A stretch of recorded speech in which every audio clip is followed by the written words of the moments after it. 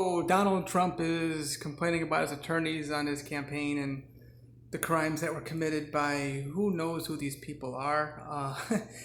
Hey, who was talking about this last week? I mean, you got my videos right there.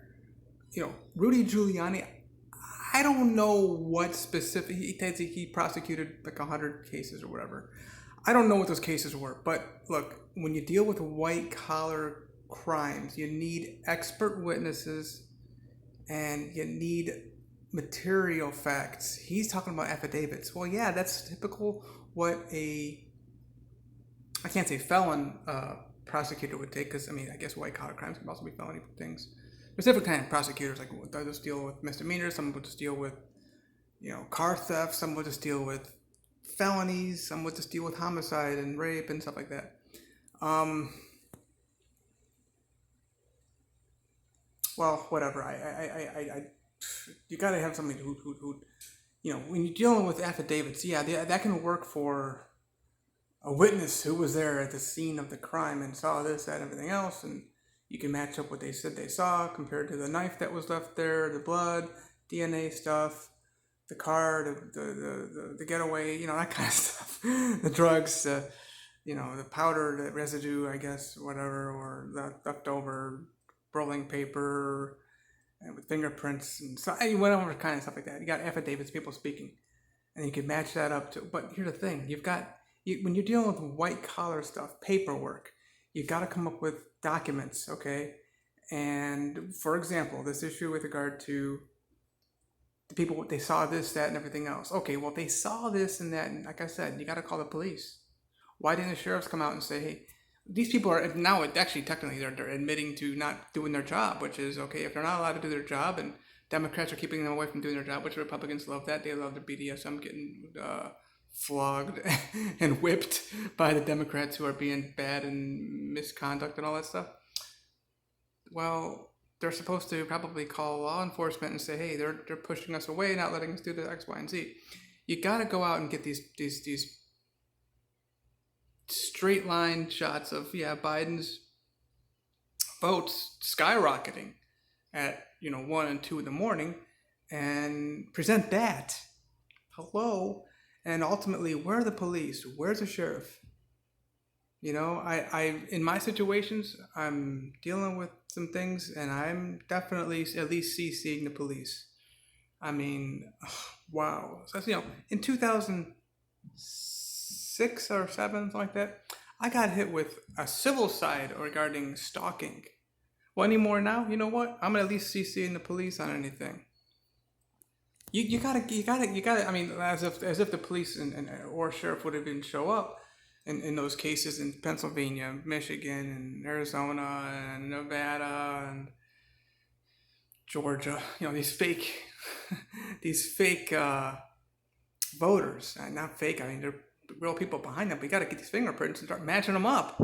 Where's the FBI people? They're supposed to be the big fingerprint people, That dude, the pipe bomber, I don't know what you call it. He just found a guy. Just Google like AutoZone. Okay, Google AutoZone.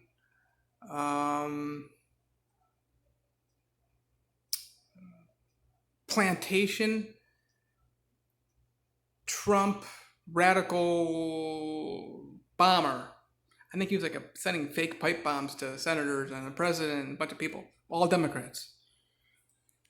My point here is the FBI guys, they pinged his cell phone and found his ass at that AutoZone in Plantation. He was sleeping in where I've actually been there. According to, I don't know what news people it was, but he had this radical, you can see probably the video, we all watched it, it was live, I think it was either a tow truck or some kind of thing, came out and picked it up, covered it up with like white paper or something, white covering, so you couldn't see the van. But he had like this Trump face all over the van and stuff. He actually slept in this parking lot somewhere in Aventura. So I've been there before, and there's a lot of really weird, fucked up people in Aventura.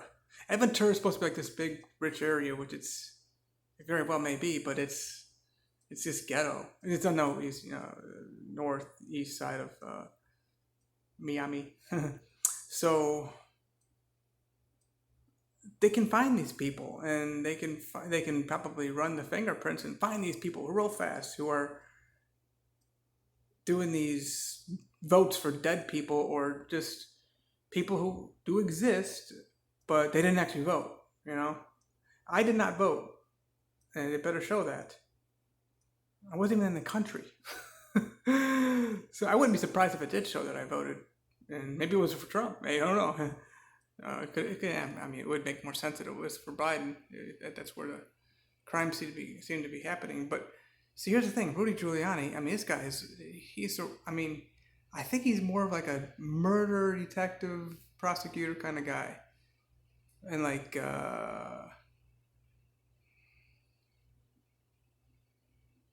I mean, when you're dealing with like money laundering and bank crimes, dude, like the Bernie Madoff guy, okay? He somehow did something like $50 billion. I still don't know what he did, but still the actual criminals along with him to chase people are still out there. But you got to look at these papers and show, hey, this doesn't match this. This is accounting fraud. It's shown as this way to that person, and there's like multiple sets of books. Okay, here you go, Your Honor, foreman of the grand jury. This book shows this to the investors. This book shows this to, we confiscated this from whomever. It shows this to the taxpayers, government kind of people or whatever. This book shows these records. This book shows this to shareholders, and then this one right here is the real book, which is what we confiscated from the bank, kind of thing, So that's I think what President Donald Trump is complaining about, but it's his fault. He should have been prepared for it. I'd love to have somebody other than either Biden or Trump, but the thing is, the whole thing is just a mess. Okay,